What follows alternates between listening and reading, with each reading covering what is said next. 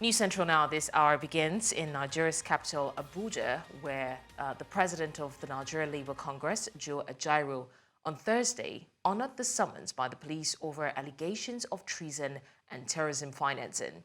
Ahead of today's visit to the police headquarters in Abuja, the NLC Central Working Committee on Wednesday issued a circular mobilizing the union members and affiliate associations for the march on the police head offices across the 36 states and the Federal Capital Territory. The police had, in an invitation last week, asked Ajaero to appear at the force headquarters to answer questions on his alleged involvement in terrorism financing, cybercrime, subversion, criminal conspiracy, and treasonable felony. The NLC-NEC resolved that the police invitation to Ajaero was too short and resolved to ask for a postponement of his appearance. Lawyer to the NLC, Femi Falana, had written to the police asking that the meeting be shifted to August 29 as Ajaero was not available for August 20th. Now to discuss this, we're joined by Taiwo Osonyi, Policy Implementation Consultant. Thank you so much, Taiwo, for joining us. Thank you so much for always having me. It's a pleasure. It's a pleasure as well. Now, Taiwo, the Nigerian police are accusing the NLC president of criminal conspiracy, of terrorism financing, treasonable felony, of subversion as well, and cybercrime. Now, these are weighty allegations. What is your take on it? Very weighty allegations, very weighty. And it's unfortunate that Nigeria today has turned into a country where such allegations are just taken with triviality. And what do I mean by this? Terrorism today is one of the first 3 top crimes in international politics that is never actually taken into with a slim hand. Having said that, it's actually very sad that we conceptualize almost everything as an act of terrorism in Nigeria. Well, the Nigerian police have summoned the NLC president, and we all hope and feel that they have their own reasons or they have done their own underground check and on their own underground investigation to allege him with these very weighty allegations. Having said that, it's going to be very unreasonable if it is found out that these allegations are actually just watery allegations without any necessary evidences. On the flip side, we'll look at it from the area of the fact that I think 3 years ago, there was a list of reported terrorist financiers that was actually sent to the DSS. And Nigerians were happy to receive this news that we all know the people behind the current insecurity issue in the country. Unfortunately, today, that list today is yet to be published. And then it now shows that something is actually wrong somewhere. However, if Ajaero is actually not actually found guilty, then we're going to plunge ourselves into a lot of economic problem, which already exists in the country today. Imagine the current inflation at 33% on paper, which is certainly more, over 300, 400% on food items. And then imagine if this is this comes with a strike action by the NLC and other labor unions, then the problem is going to be more in person, and citizens will face the hardship in a very large scale. Having said that, on the flip side of the government and the police, if all allegations are found very true, and they have their evidences to prove beyond reasonable doubt, as lawyers will say, then Ajaero should come out and answer to the books and answer to the questions if found guilty. But if not found guilty, then it's going to be seen from a place of victimization and a place of silencing and making the labor quiet. So they demanded as well that the Nigerian police must produce a list of terrorists that are affiliated with its president. But for you, with the way the police went about conducting the operations before the allegation, is this the right way of investigating a matter? Unfortunately, it is not the right way.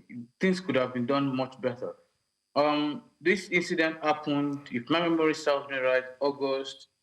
The raid happened on August, if I'm not wrong, either August 9th or 10th, when the Nigerian police or the State Security Service, the Department of State Security Service went to the NLC headquarters and ransacked a particular um, building, I think the third story building, where it was alleged that um, an international person was actually using that office.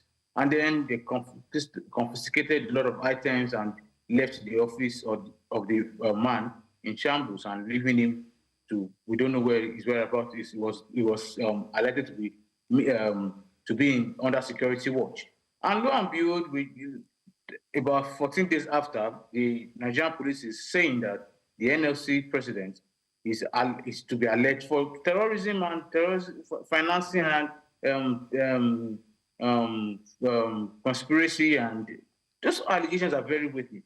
So it's quite very critical that at this point in time, where the world is evolving to necessary IT skills in investigation, we are still doing the hide and seek approach of pursuing and catching criminals, which is not supposed to be done. And at the long run, that is why most of the agencies today are looked at from a point of view of joke and comedy, where nobody even listens to them and nobody even takes them seriously, because it's and most of the time, by the time the case gets to the court, it's quashed and nothing happens. And because why? There have not been proper investigation to actually pin down culprits and criminals that are even the real financiers or the real criminals in any crime that is being alleged. Unfortunately, we have innocent people being picked up, taken to court, and then sometimes even being in jail for a long period of time, which shows that there's still a large gap at which the police actually conduct its investigation processes. Can this be better? Obviously, yes, it can be. What do the police need to do? Segmentizing this investigation processes in a way, a manner that attracts very meaningful approaches and very direct approaches, from community investigation to putting in necessary technological apparatus around it. And then for a long period of time, just work on the process and work on. Well, right, I would say that the Nigerian police is actually trying. Yes. You cannot take that away from them. They are really trying. We have had cases in the past of the likes of the kidnap kingpin in Lagos, and someone again was recently caught. They are really trying on their own end. But by the time these investigations begin to dive into some political undertone or some political bits, it then gives a bit of bias to say that the police is now becoming partisan in Nigerian politics rather than in the work of security. All right, Taiwo Sonyi, thank you so much. Please stay with us. We want to cross over now to Emmanuel Bagudu, who is currently in Abuja, to give us more updates, and then we will continue the conversation. Emmanuel, good afternoon. Can you hear me? Yeah, good afternoon from the Labour House, Abuja. Thank you. All right, you are currently at the FCT. Where is your exact location and what's going on there? All right, while we're waiting for Emmanuel Bagudu, Taiwo Sonyi, apologies for that. We're looking to get more information from Emmanuel at the FCT. But still speaking of this recent development, now the NLC leadership said that any attempt to detain its president beyond a certain time today would lead to the union shutting down in Nigeria. Are you in support of that? Well, it is a power play politics.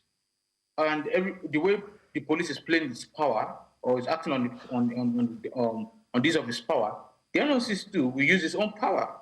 So it's a power play politics, and if it is not properly handled, it might go beyond what we think or what we imagine to think that this would be. I'm scared. I'm afraid that this should not go through this route.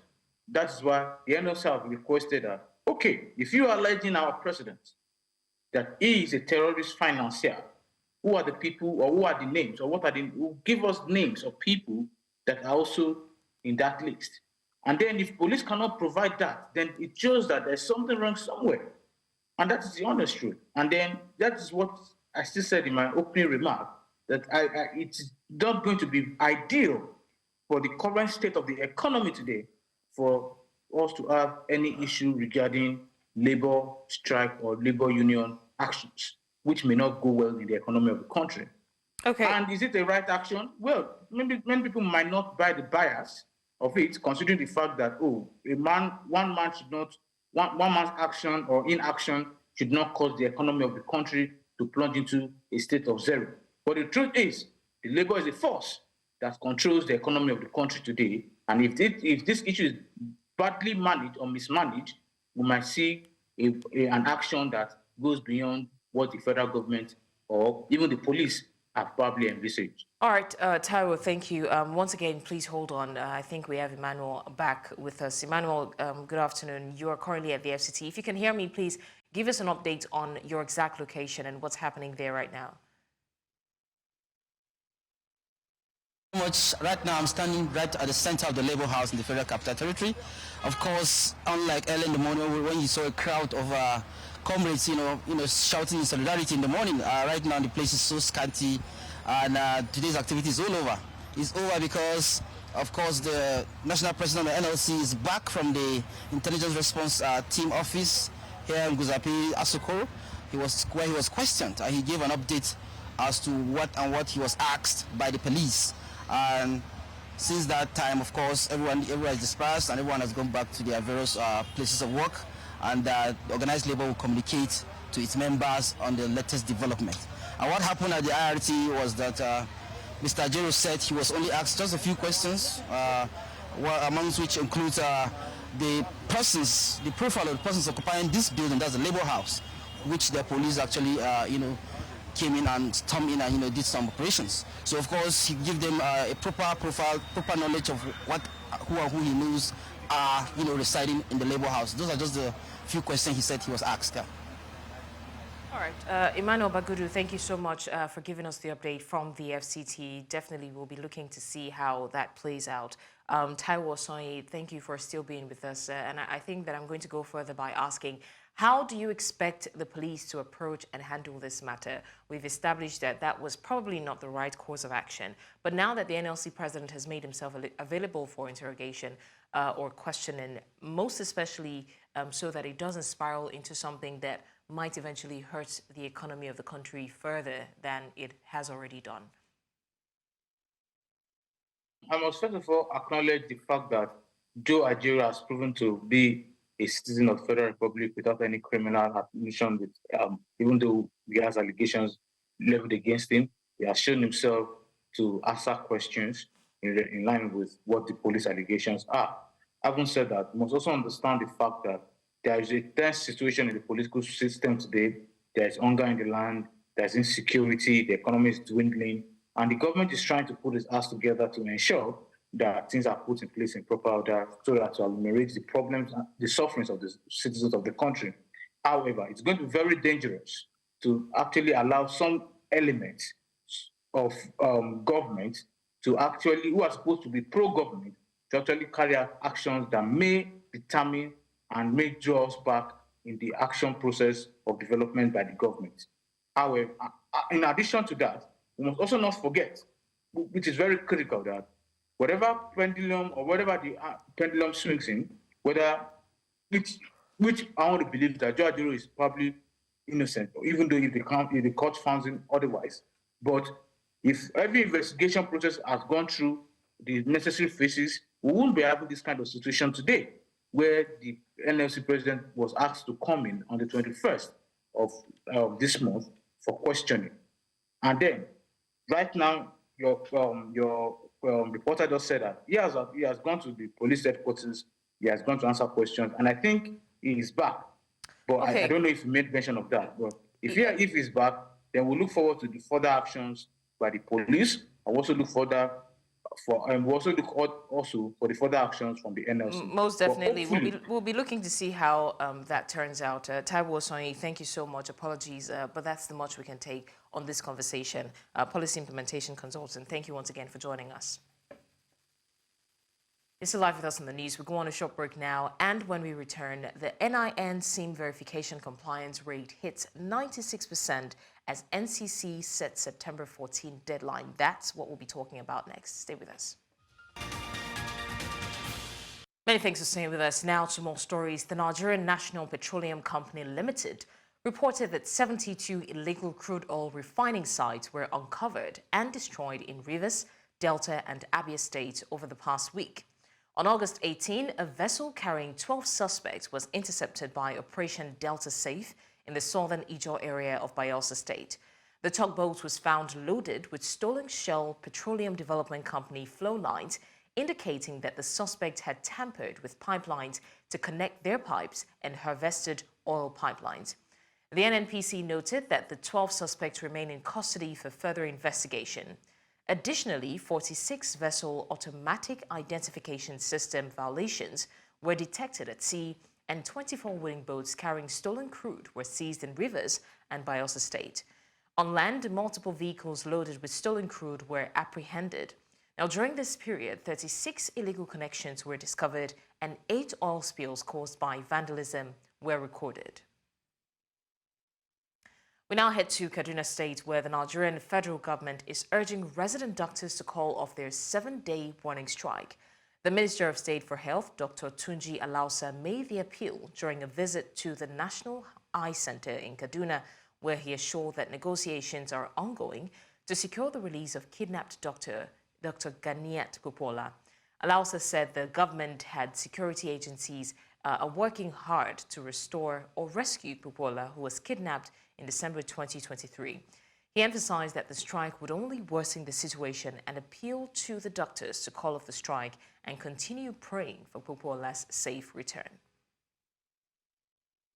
Similarly, members of the National Association of Resident Doctors in Plateau State have restated their claims of not going back to work until the government listens to their demands.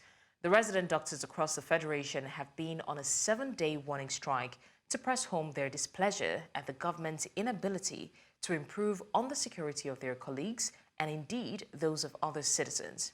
For them, if this trend, which is fast becoming normal, is not tackled urgently, then the systemic delay or decay will continue to degenerate. News Central's Chizoba Anyunwe in Jos tells us more. This is the General Outpatient Department, otherwise known as the GOPD. It is available in every standard hospital and serves as a place where primary medical care is rendered to outpatient adults from 18 years and above. It is usually a beehive of activities because of the nature of health services given to patients here. But today, and indeed, since the resident doctors in Nigeria began their 7 days nationwide industrial action, it has become a shadow of itself, where even the doctors' offices are vacant. They say their reason for the industrial action will be achieved before they go back to work. The major bone of contention now is Gania Popula. We need her back. Until she returns, this strike goes on. They should go after these kidnappers. They should go after these bandits and get her out. That's all we're saying. Even though compliance for us resident doctors is very high, it has been very good, but we did not completely shut down the health system. No, we just did it to call the attention of the government to know that we cannot continue in this line. For them, the sooner stakeholders wade into the matter to call government order, the better for every citizen. So all we're saying is that relevant stakeholders should actually talk to this government.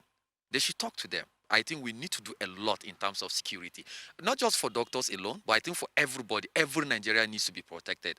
And I think the government has all it takes, like I said earlier, to protect everybody maximally. It's a systemic failure, and the government is not doing as it should.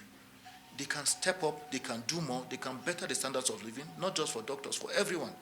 And if they do that, I'm sure that going forward, things, even those that have left, perhaps maybe in our lifetime, they might actually consider coming back. One may say that it is rather unfortunate to believe that in this time and age, where two elephants are fighting, the grass has continued to suffer. It's been almost how many hours? 2 to 3 hours I've been here. The doctors are not coming out. I'm here since 7:30. Has any doctor seen you? No, up till now. We are just pleading to the government. At least they should see the masses because the masses are suffering here. Now, as sad as this situation may be, these doctors have said they will not resume work until government fulfills their demands. From the Plateau State Specialist Hospital in Jos, Chizoba Anyowe, reporting for News Central. And now, tragedy has struck the Nigeria Police Force with the death of Akwa Ibom State Commissioner of Police, Wahid Ayilara. He passed away early on Thursday at the Lagos State University Teaching Hospital, Ikeja, after undergoing prostate cancer surgery. The family and police sources have confirmed his death. Ayilara was previously unveiled as the acting commissioner of police in Lagos in November 2023, while still a deputy commissioner of police.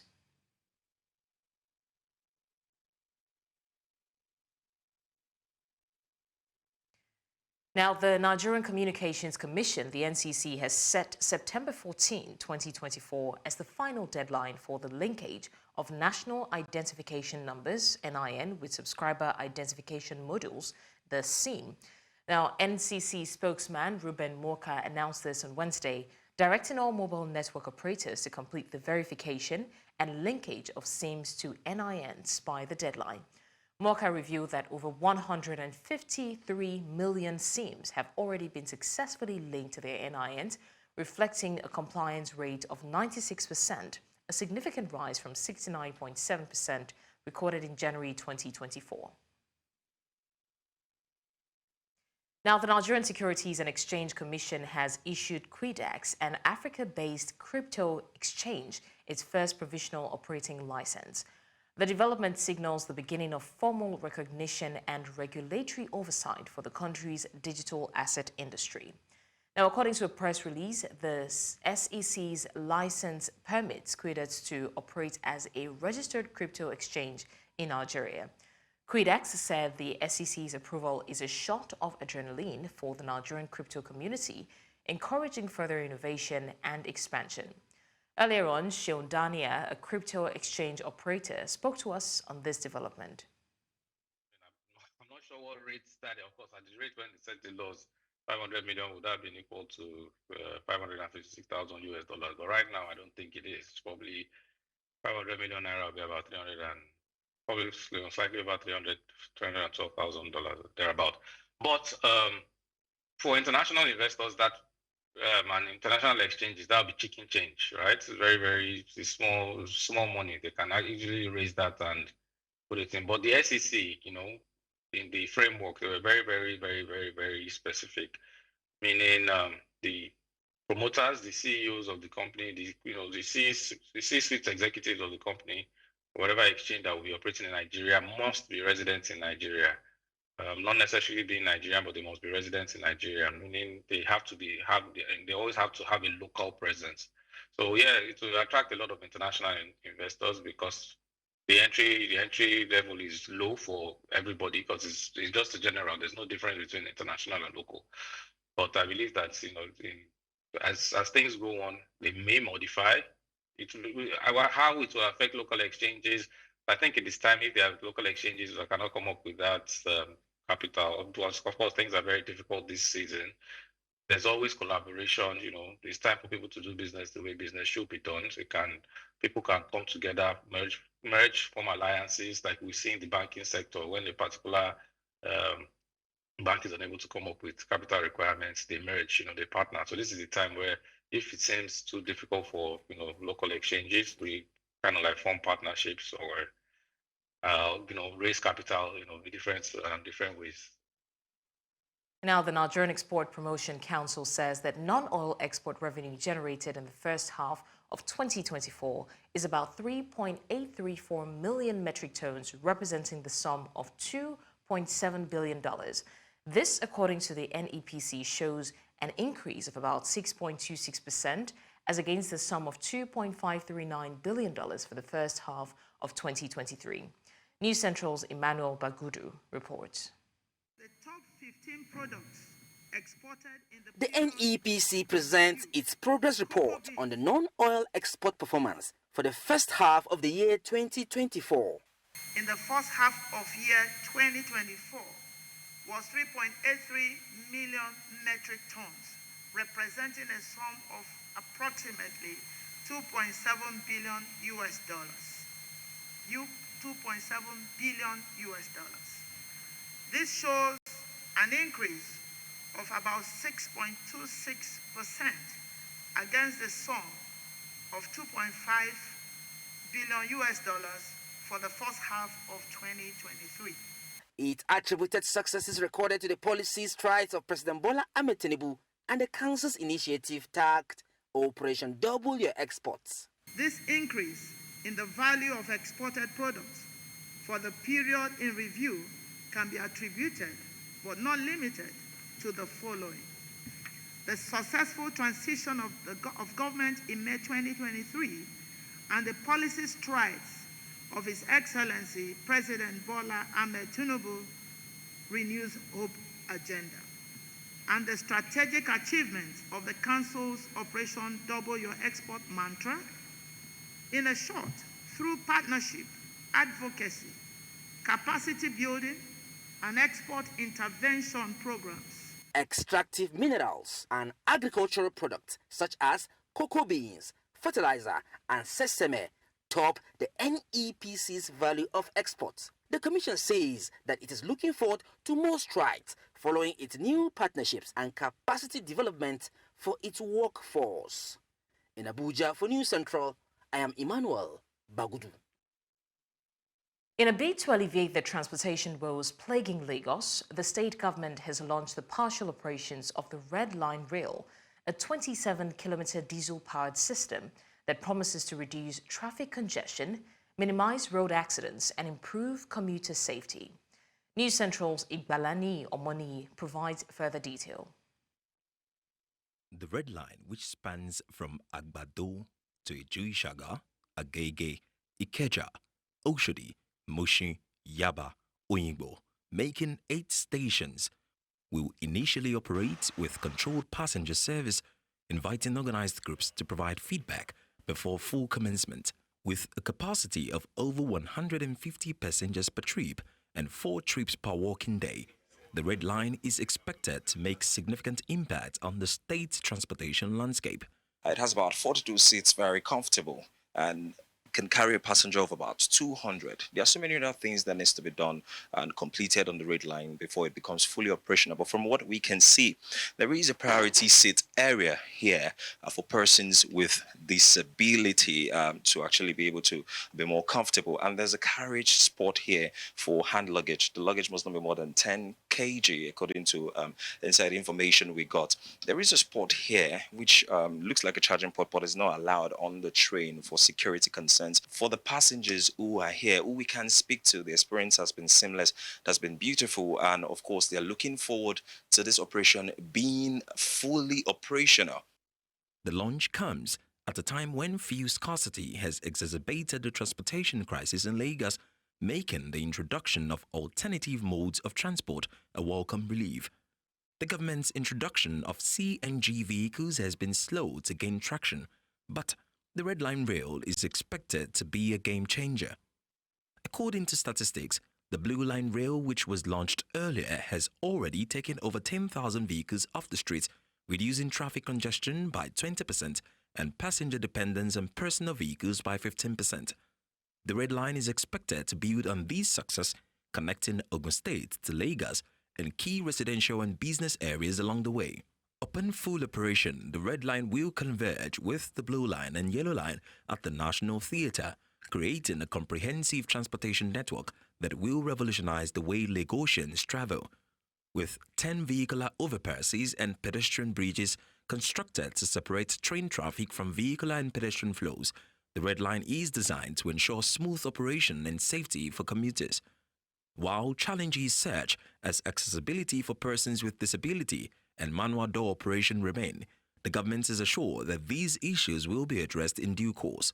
With the Red Line expected to reduce travel time from Agbado to Oyingbo by 30 minutes, commuters are eagerly anticipating the full commencement of operations in October. As Lagos continues to grapple with transportation challenges, the Red Line Rail offers a beacon of hope for a safer, more efficient, and more reliable transportation system. In Lagos for News Central, Igbalani Omoni.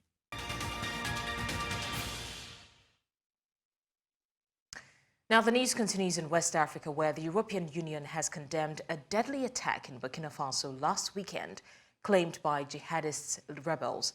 The attack in the village of Basologo killed dozens of civilians and security personnel, with local sources putting the death toll at hundreds. The EU's foreign policy chief, Joseph Borrell, expressed solidarity with Burkina Faso and condemned the attack in the strongest terms. The insurgency in the region has also affected neighboring Mali and Niger, killing thousands and displacing millions. The UN chief, Antonio Guterres, has also strongly condemned the attack. The authorities in Burkina Faso have not provided an official toll just yet, but a group representing victims' families reports at least 400 dead. Now, in a shocking event, 3 people, including farm owners, were arrested in Limpopo province in South Africa following an incident where they allegedly killed 2 black women. Now, it is reported that on the 17th of August, Magato, Zimbabwean national Lucia Ndlovu, and her husband went to an overwrought farm to harvest rotten products dumped by a dairy merchant. The trio allegedly shot them and allegedly proceeded to remove their bodies before feeding them to pigs. The trio has since appeared in court. The matter was postponed to August 30th for profiling. They're facing charges of attempted murder and possession of unlicensed firearm and ammunition. To discuss this, we're joined by SAfu spokesperson Trevor Shaku. He joins us from Gauteng, South Africa. Trevor, thank you so much for joining us. This is indeed a shocking development. What was your first reaction to the news of this horrific crime, and how do you believe that this reflects the current state of racial tensions in South Africa? Look, our reaction to this horrific news was that South Africa is firstly still steeped in the racial tensions, which are a legacy of apartheid and colonialism. But more so, based on this incident itself, we actually are utterly disgusted by what has happened, which in our view is equals to an inhumane act by the racist individuals who were owning that particular farm. Olivia, who actually is the owner of the farm and who would have led the attack on the poor people who, of course, were wandering around looking for food. But to attack people because they're wandering around looking for food is unjustifiable. But secondly, it shows the utter racist attitude that they have and harbor, which they direct against the poor black working class people in this country. And we think that it has to be condemned. But more so, what it reveals is that these issues continue to plague our country, because not long ago, I mean, if you remember, there would have been a number of other incidences where farm owners who are Afrikaner, white, are continuously attacking black people, maybe because they are saying they are trespassing on their farms whenever they hunt or where they are fishing. And we would have seen other incidences which were more treacherous, including as treacherous as this one, that young people would have been shot when they were hunting, young people would have been shot when they were fishing, and their bodies would have been dumped in dams and all of that. So this actually highlights the continuous problems we continue to face of race relations in our country. Now, we've seen the systemic issues of racism and violence faced by Black South Africans, particularly women. What does this further buttress what we're seeing? I mean, racism is one thing, but the issue of violence as well faced by women in South Africa. What's your opinion on that? Look, race in this country does not choose between genders. In fact, most of the people who would have been attacked in these farms have been men. Most of them would have been men in the past. Of course, farm owners do attack their employees, and they attack them for vile reasons. And those reasons could range from merely abuse at the farms because they're employees, and such particular farmers feel like a person would have arrived late at work, they would abuse them. A person would be abused because had not worked up to the point where the farmer would have the target which the farmer would have set. And whenever you interact with farm workers, mostly you'll hear these attacks. So the racist attitudes of particularly the Afrikaner farmers is very worrying and concerning, because what we have is a continuous relationship of farm workers who are white, Afrikaner, and farm workers who are black and colored, which means that the relations will continue to replicate these kinds of violence for as long as these racist Afrikaners holds that kind of power. So the power rests in their economic occupation, which is that they are capitalist industrialist farmers, and therefore they can use that particular privilege to abuse the vulnerable workers who are black and colored, who constantly have to go to these farms to look for jobs, but also those who are living in these farm areas have to continuously try to hunt to mitigate hunger because of joblessness that continues to plague our country.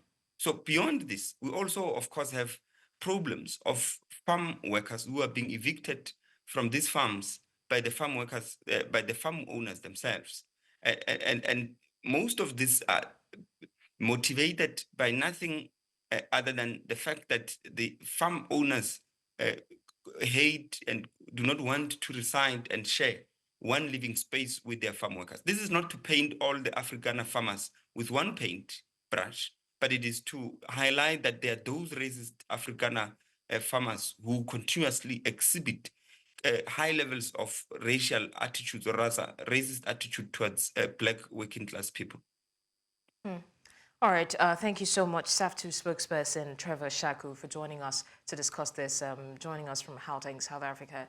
We're going to look forward to seeing how this whole thing plays out, because it really is a horrific story. But thank you so much once again for joining us. And now we go to the east of a continent where Ethiopia has warned that a new African Union-led mission in Somalia could worsen tensions in East Africa. The mission, set to replace the current AU peacekeeping force, has raised concerns amidst escalating tensions between Ethiopia and Egypt. Now, Egypt has sent military aid to Somalia, which Ethiopia sees as a destabilizing move. The two nations have been at odds over Ethiopia's mega dam project on the Blue Nile, which Egypt claims threatens its water security. Relations between Ethiopia and Somalia have also deteriorated recently. The new mission, AWESOME, is set to take over in January, but Ethiopia fears it could lead to further instability in the region. Spanish Prime Minister Pedro Sanchez has signed agreements with Mauritania and the Gambia to combat people smuggling and promote legal migration. The agreements aim to establish a framework for regular entry into Spain based on labor needs, prioritizing young people and women. During his 3-day tour of West Africa, Sanchez emphasized the importance of cooperation on migration, peace, security, and sustainable development. Spain's Coast Guard regularly rescues boats carrying African migrants towards the Canary Islands, a perilous journey that claims thousands of lives each year. The agreements aim to address this issue, with Madrid estimating 200,000 people in Mauritania await crossing to the Canaries. Sanchez is now in Senegal, where he'll meet with President Bassirou Diomaye Faye to further discuss cooperation.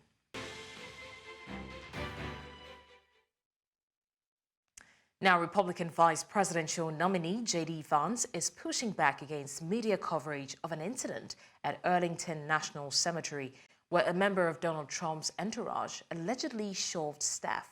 Vance downplayed the incident as a little disagreement and criticized Vice President Kamala Harris for not investigating the 2021 Kabul attack that killed 13 service members. He also made controversial comments about Harris for not taking action.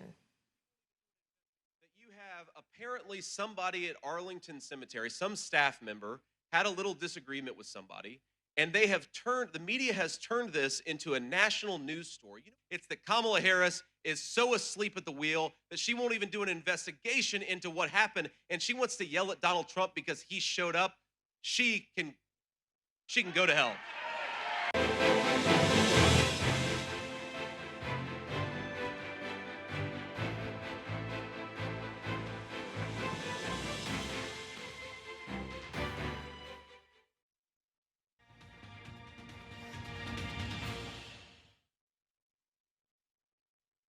Now to sports. Eniola Bolaji, Africa's top-ranked and the world's #2 player in the para-badminton SO3 category, has delivered an impressive performance at the Paris 2024 Paralympics. In her opening match, Bolaji showcased her skill and dominance by defeating India's Mandip Kaur with a commanding 2-0 victory, finishing with scores of 21-8 and 21-14. Bolaji's victory sets the stage for an exciting next challenge as she prepares to face Celine Vinat from Australia in the second group stage. Now, this upcoming match will be pivotal in determining her path through the tournament and advancing towards her goal of clinching a medal.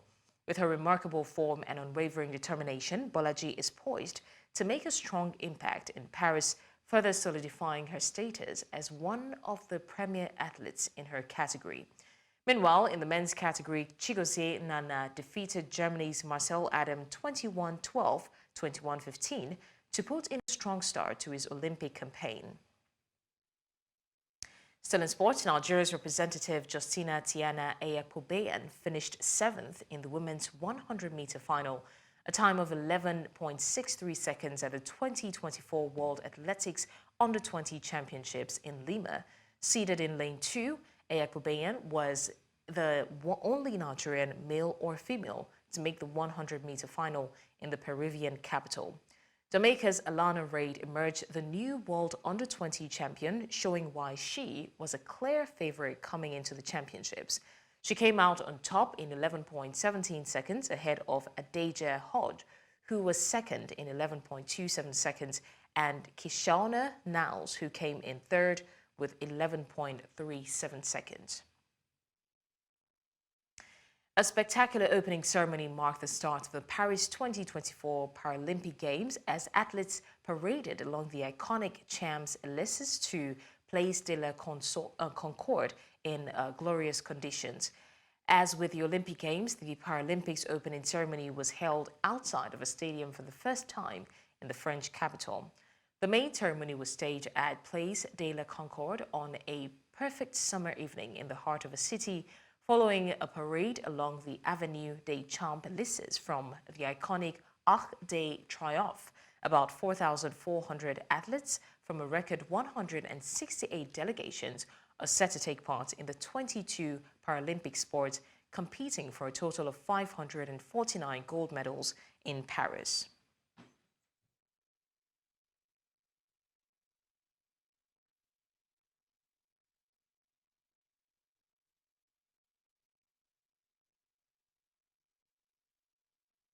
And that's all on the news at this hour. But before we go, let's take another look at some of our major stories. We told you that NLC President Joe Ajaero obeys police summon. We also mentioned that the NNPC confirms 72 illegal sites uncovered, destroyed in 1 week. And finally, we mentioned that Ethiopia warns of hostility as Egypt sends military aid to Somalia. Send your eyewitness report to the WhatsApp number on the screen. And also do also follow us on social media. We are at News Central TV. You can watch News Central live on DSTV channel 422, StarTimes channel 274, Avo TV, and YouTube. Many thanks for watching. I'm Blessings Mosugu.